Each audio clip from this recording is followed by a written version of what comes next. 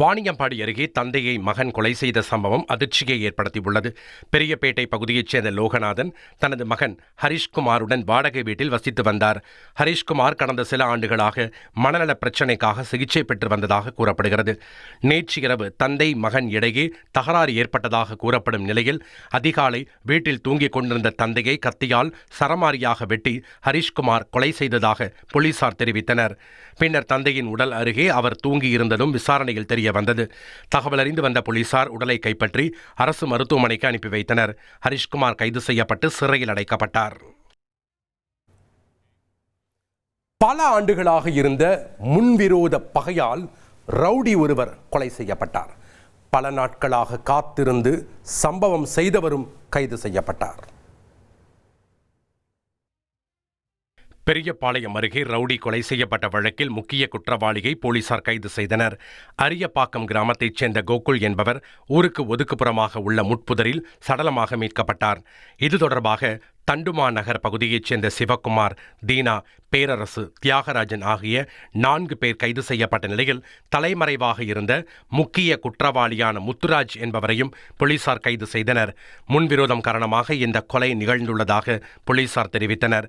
கொலை செய்யப்பட்ட கோகுல் மீது கொலை உள்ளிட்ட பல்வேறு வழக்குகள் நிலுவையில் உள்ளது குறிப்பிடத்தக்கது.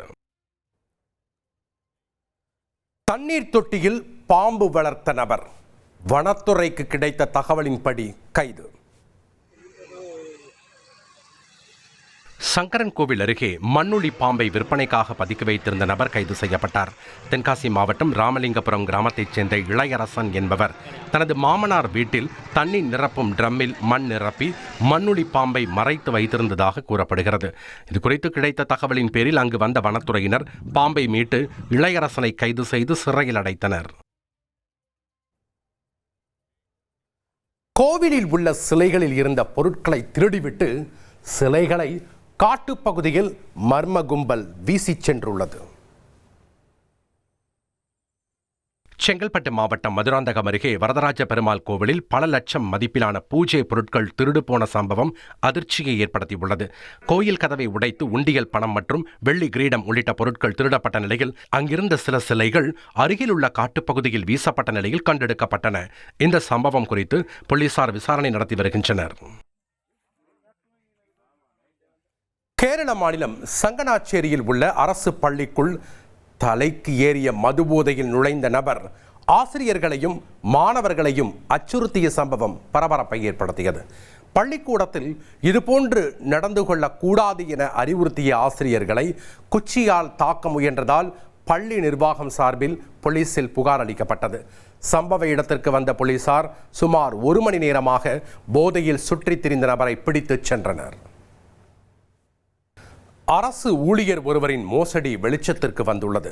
42 லட்சம் ரூபாய் மோசடி செய்துள்ளதாக வழக்கு பதிவு செய்யப்பட்டுள்ளது. தஞ்சையில் அரசு வேலை வாங்கித் தருவதாக கூறி 42 லட்சம் ரூபாய் மோசடி செய்ததாக தஞ்சை மாநகராட்சியில் பணியாற்றிய உதவி பொறியாளர் மீது வழக்கு பதிவு செய்யப்பட்டுள்ளது.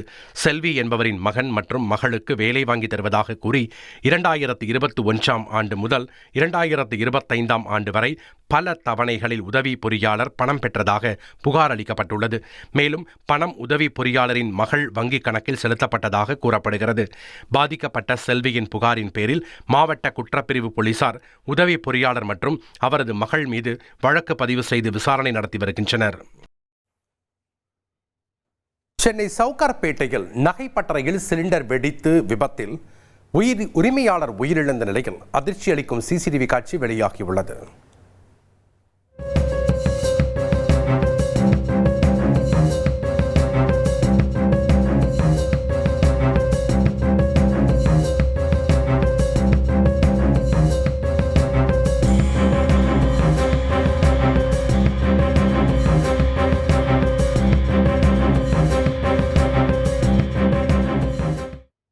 வேலூர் மாவட்டம் பேரணாம்பட்டில் ஏடிஎம்மில் பணத்தை எடுத்து தருவது போல் நடித்து நூதன முறையில் பணத்தை திருடிச் சென்ற நபரின் சிசிடிவி காட்சி வெளியாகியுள்ளது.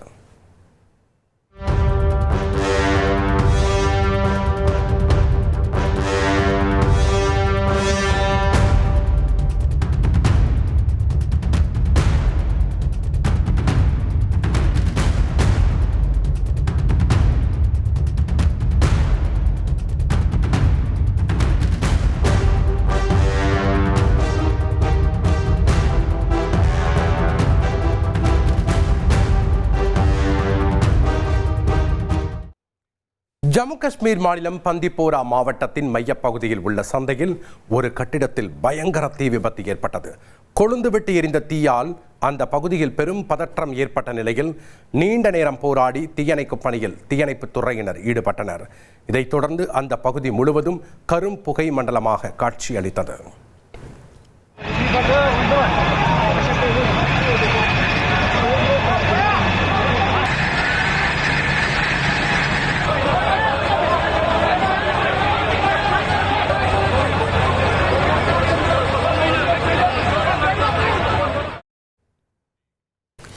கேரள மாநிலம் ஆலப்புழா மாவட்டம் மாவேலிக்கராவில் அரசு பேருந்து ஓட்டுநருக்கு திடீரென மாரடைப்பு ஏற்பட்டது. ஆனால் கடைசி நொடியிலும் சாமர்த்தியமாக சாலையோர கடை மீது பேருந்தை மோதி நிறுத்தியதால் பேருந்தில் இருந்த பயணிகள் அனைவரும் உயிர் தப்பினர்.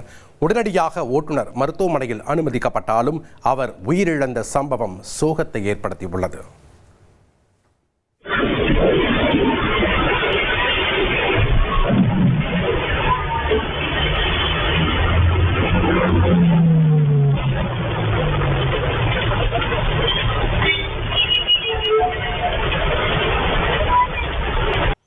ஆசையாசையாய் பழகிய ஆருயிர் காதலனை கடத்தி அடித்து உதைத்து செல்போன் நகைகளை பறித்திருக்கிறார் இங்கு ஒரு காதலி. தம் அடித்ததை கண்டித்த காதலனுக்கு நேர்ந்த கொடூரம் இது. தம் அடித்ததை தட்டி கேட்ட காதலனை அரசியல் பிரமுகர்களை ஏவி ஆட்டோவில் கடத்தி அடித்து தாக்கிய படுபயங்கர காதலியின் செயல் தலைநகரையே திரும்பி பார்க்க வைத்தது. யாருமா நீ இவ்வளோ வயலண்டா இருக்க என ஒவ்வொரு ஆண்களின் அடி வயிற்றிலும் புளியை கரைத்தது. அப்படிப்பட்ட விபரீத காதலியை போலீசார் கடத்தல் கும்பலுடன் சேர்ந்து கைது செய்துள்ளனர். என்ன நடந்தது என்று தெரிந்து கொள்ள செய்தியாளர் சாலமனுடன் களத்தில் இறங்கினோம். சென்னை ராயப்பேட்டையைச் சேர்ந்தவர் பாலு. இவருக்கு திருமணமாகி 2 குழந்தைகள் உள்ளனர். கருத்து வேறுபாடு காரணமாக பாலுவுக்கும் அவரது மனைவிக்கும் விவாகரத்து ஆகிவிட்டது. அதன் பிறகு பெரம்பூரைச் சேர்ந்த மோனிகா என்ற 27 வயது பெண்ணுடன் பாலுவுக்கு பழக்கம் ஏற்பட்டது. மோனிகா தனியார் பள்ளியில் ஆசிரியையாக பணியாற்றி வந்தார். இருவருக்கும் ஏற்பட்ட பழக்கம் நாளடைவில் காதலாக மாறியிருக்கிறது. இதனையடுத்து இருவரும் கணவன் மனைவி போலவே வாழ்ந்து வந்ததாக தெரிகிறது. மோனிகாவுக்கு தேவையான அனைத்து விஷயங்களையும் பார்த்து செய்திருக்கிறார் பாலு. கிட்டத்தட்ட ரூபாய் 10 லட்சம் வரை செலவு செய்து மோனிகாவை ஆடம்பரமாக வாழ வைத்துள்ளார். போதாத குறைக்கு மோனிகாவின் அங்கத்தில் தங்க நகைகளை வாங்கி மாட்டி அழகு பார்த்திருக்கிறார் பாலு. இந்த நிலையில் கடந்த சில மாதங்களுக்கு முன்னர் மோனிகா ஆசிரியை வேலையை விடுத்து அம்பத்தூரில் உள்ள ஒரு ஐடி நிறுவனத்தில் வேலைக்கு சேர்ந்திருக்கிறார். ஐடி வாசம் மோனிகாவை அப்படியே மாற்றியிருக்கிறது. நடை, உடை, பாவனை என மொத்தமாக மாறிப்போன மோனிகா நாளடைவில் பாலுவை சந்திப்பதை தவிர்த்து வந்ததாக தெரிகிறது. எவ்வளவோ முயற்சித்தும் பாலுவினால் மோனிகாவை பார்க்கவே முடியவில்லை. இதனால் காதலியை சந்திக்க அவர் வேலை செய்யும் நிறுவனத்திற்கே சென்றிருக்கிறார். அங்கு அவர் கண்ட காட்சி பாலுவை பதற வைத்திருக்கிறது. நிறுவனத்திற்கு வெளியே உள்ள டீ கடையில் மோனிகா சிகரெட் பிடித்துக் கொண்டிருந்ததாக தெரிகிறது. கொதித்து போன பாலு மோனிகாவை கண்டித்ததாக தெரிகிறது. ஆனால் தம் அடிப்பது தன்னுடைய விருப்பம். நான் என்ன வேணும்னாலும் செய்வேன், அதை கேட்க உனக்கு எந்த உரிமையும் இல்லை என கூறி பாலுவுடன் வாக்குவாதத்தில் ஈடுபட்டிருக்கிறார் மோனிகா. அப்போது காதலியை மிரட்டியுள்ளார் பாலு. மேலும் ஒன்றாக வாழ்ந்தபோது செலவு செய்த பணத்தை திருப்பி கேட்டதாகவும் சொல்லப்படுகிறது. இதனால் ஆத்திரமடைந்த மோனிகா தன்னை கண்டித்த காதலனை பழிவாங்க நினைத்து தனக்கு தெரிந்த புரட்சி பாரதம் கட்சியைச் சேர்ந்த குமார், நவீன்குமார், அதிமுகவைச் சேர்ந்த கானா என்ற ஆறுமுகம் ஆகியோரிடம் தெரிவித்ததாக தெரிகிறது. அந்த மூவரும் மோனிகா மூலமாக பாலுவை ராயப்பேட்டை பொன்னியம்மன் கோவில் தெருவுக்கு வரவழைத்துள்ளனர். இதன் பின்னால் மறைந்திருக்கும் சதிவேலை புரியாமல் அவர்கள் கூறிய இடத்திற்கு வந்த பாலுவை அந்த கும்பல் ஆட்டோவில் கடத்தி சென்றதாக கூறப்படுகிறது. பிறகு பாலுவை அடித்து உதைத்து செல்போன், 2 சவரன் தங்க நகை ஆகியவற்றை பறித்துக் கொண்டு தப்பிவிட்டதாக தெரிகிறது. இதுகுறித்து 24ஆம் தேதியன்று ராயப்பேட்டை காவல் நிலையத்தில் புகார் கொடுத்திருக்கிறார் பாலு. அதன் பேரில் போலீசார் வழக்கு பதிவு செய்து விசாரணை நடத்தினர். சிசிடிவி காட்சிகளை ஆய்வு செய்து இந்த கடத்தல் வேலையை செய்த அதிமுக 118வது வட்ட துணைச் செயலாளர் கானா ஆறுமுகம், புரட்சி பாரத கட்சி கிழக்கு மாவட்ட செயலாளர் குமார், புரட்சி பாரத கட்சி 118வது தென்சென்னை மேற்கு செயலாளர் நவீன்குமார் மற்றும் இவர்களை வழிநடத்திய காதலி மோனிகா என்கிற தமிழ்ச்செல்வி ஆகிய 4 பேரை ராயப்பேட்டை போலீசார் கைது செய்தனர். விசாரணைக்கு பிறகு சைதாப்பேட்டை நீதிமன்றத்தில் ஆஜர்படுத்தி சிறையில் அடைத்தனர். இதனைத் தொடர்ந்து மோனிகாவின் குடும்பத்தினர் ராயப்பேட்டை காவல் நிலையத்தை முற்றுகையிட்டு மோனிகாவின் வாழ்க்கையை பாலு சீரழித்து விட்டார், அவரை கைது செய்ய வேண்டும் என கூறி வாக்குவாதத்தில் ஈடுபட்டதாக தெரிகிறது. தொடர்ந்து போலீசார் பேச்சுவார்த்தை நடத்தி அவர்களை அனுப்பி வைத்தனர். திருப்பத்தூர் அரசு மருத்துவமனையில் மூதாட்டியிடம் நூதன முறையில் 3 சவரன் தங்கச் செயின்களை மர்ம நபர் பறித்துச் சென்ற சம்பவம் பரபரப்பை ஏற்படுத்தியுள்ளது. மூதாட்டி சரோஜா தனியாக மருத்துவமனைக்கு வந்திருப்பதை அறிந்த அந்த நபர் ஆசை வார்த்தை கூறி கழுத்தில் இருந்த தங்க நகையை பறித்துச் சென்றதாக கூறப்படுகிறது. மூதாட்டி அளித்த புகாரின் பேரில் மருத்துவமனையில் பதிவான சிசிடிவி காட்சிகளை கொண்டு திருப்பத்தூர் போலீசார் விசாரணை நடத்தி வருகின்றனர். பட்டப்பகலில் அரசு மருத்துவமனையில் நடந்த இந்த சம்பவம் நோயாளிகள் மத்தியில் அச்சத்தை ஏற்படுத்தியுள்ளது. ஜார்க்கண்ட் மாநிலம் தும்கா ரயில் நிலையம் அருகே 4 லாரிகள் தீப்பிடித்து எரிந்துள்ளது.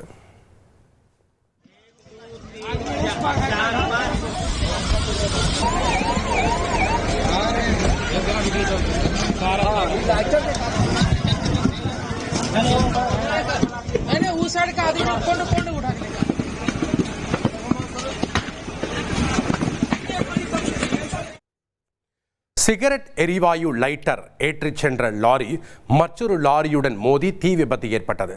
இந்த தீ விபத்தில் லாரி ஓட்டுநரின் உதவியாளர் ஒருவர் உயிரிழந்துள்ளார். மேலும் 2 லாரி ஓட்டுநர்கள் தீக்காயங்களுடன் மருத்துவமனையில் அனுமதிக்கப்பட்டுள்ளனர். இந்த தீ விபத்தில் 4 லாரிகள் தீயில் கருகி நாசமாகின. திண்டுக்கல் மாவட்டம் பள்ளப்பட்டியில் வீட்டிற்குள் புகுந்த 5 அடி நீள சாரை பாம்பு அண்டாவுக்குள் சுருண்டு கிடந்தது பரபரப்பை ஏற்படுத்தியது.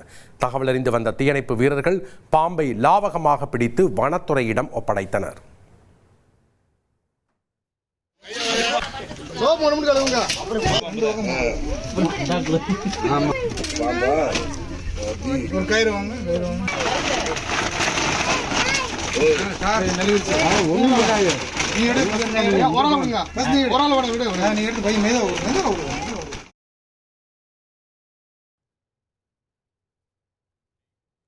சிறைக்குள் பறந்து வந்த பந்து, உள்ளே போதைப் பொருட்கள்.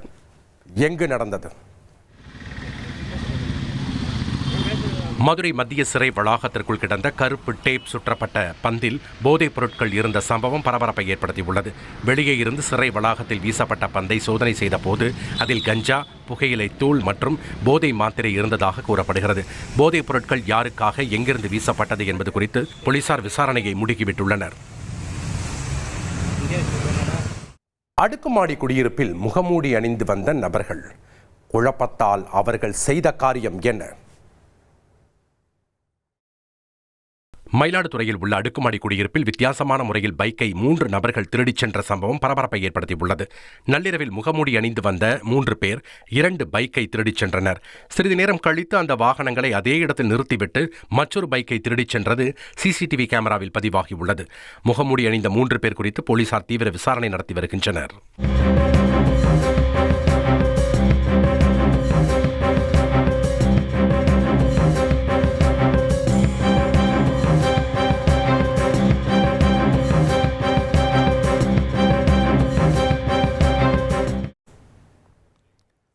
கொச்சியில் வாகன பரிசோதனை நடத்திய போலீசாரை காரை ஏற்றி கொலை செய்ய முயற்சித்த சம்பவம் பரபரப்பை ஏற்படுத்தியுள்ளது. எர்ணாகுளம் மாவட்டத்தில் போதைப் பொருட்கள் நடமாட்டம் குறித்து உதவி ஆய்வாளர் சந்தோஷ் வாகன பரிசோதனையில் ஈடுபட்டிருந்தார். அப்போது போலீசார் நிறுத்தியும் வேகத்தை குறைக்காமல் வந்த கார் ஒன்று உதவி ஆய்வாளர் சந்தோஷ் மீது மோதியது. இதில் கார் பேனட்டின் மீது விழுந்த உதவி ஆய்வாளர் தூக்கி வீசப்பட்டு படுகாயமடைந்தார். காரில் 2 நபர்கள் இருந்ததாக கூறப்படும் நிலையில் சிசிடிவி காட்சிகள் மூலம் காரை அடையாளம் காணும் பணி நடைபெற்று வருகிறது. சென்னை அம்பத்தூர் அருகே நடு ரோட்டில் இளைஞர் ஒருவரை 3 பேர் கொண்ட கும்பல் அரிவாளால் சரமாரியாக வெட்டிய சம்பவம் அதிர்ச்சியை ஏற்படுத்தியுள்ளது. சூரப்பட்டு பகுதியைச் சேர்ந்த எலியா சாம்வெல் என்பவர் தனது வீட்டின் அருகே நடந்து சென்ற போது மர்ம நபர்கள் வழிமறித்து சரமாரியாக வெட்டினர். இதில் பலத்த காயமடைந்த அவர் கீழ்ப்பாக்கம் அரசு மருத்துவமனையில் உயிருக்கு ஆபத்தான நிலையில் சிகிச்சை பெற்று வருகிறார். தகவல் அறிந்து வந்த போலீசார் சம்பவத்துடன் தொடர்புடைய 3 பேரை கைது செய்து விசாரணை நடத்தினர். முன்விரோதம் காரணமாக தாக்குதல் நடந்திருப்பதாக போலீசார் சந்தேகிக்கின்றனர். திருப்பூர் அருகே டாடா ஏஸ் வாகனம் விபத்திற்குள்ளானதில் 6 பேர் காயமடைந்தது பரபரப்பை ஏற்படுத்தியது.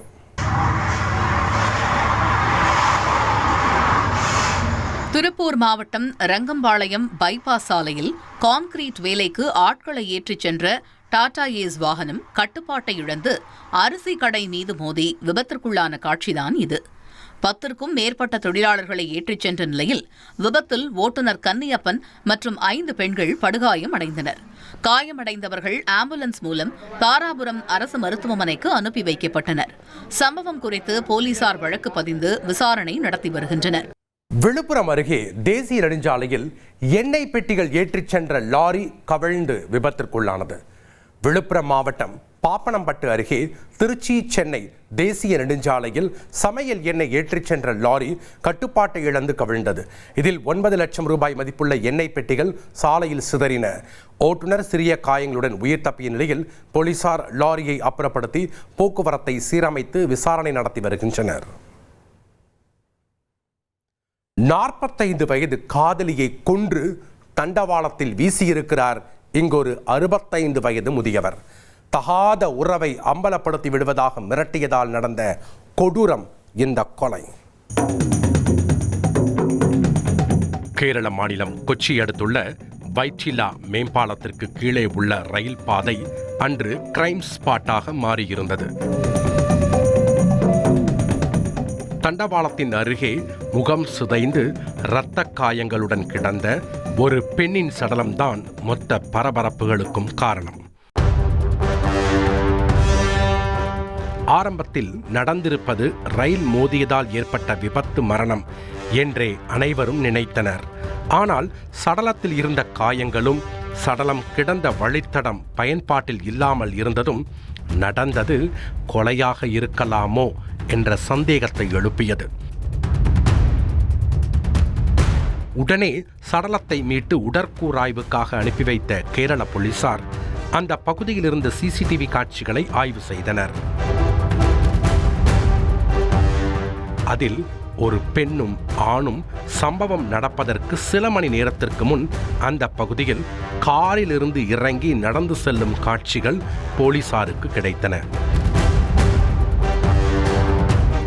பின்னர் தண்டவாளத்தின் அருகே ஆண் மட்டும் தனியாக நடந்து செல்லும் காட்சிகளும் கிடைத்தன. அதில் அந்த நபரின் சட்டையில் இரத்தக்கரை படிந்திருந்ததும் கண்டறியப்பட்டது. சந்தேகமடைந்த போலீசார் உடனே சிசிடிவி காட்சிகளின் அடிப்படையில் அந்த நபர் யார் என விசாரித்ததில் அது ஓய்வு பெற்ற உயர்நீதிமன்ற அதிகாரி சாஜி என அடையாளம் கண்டனர்.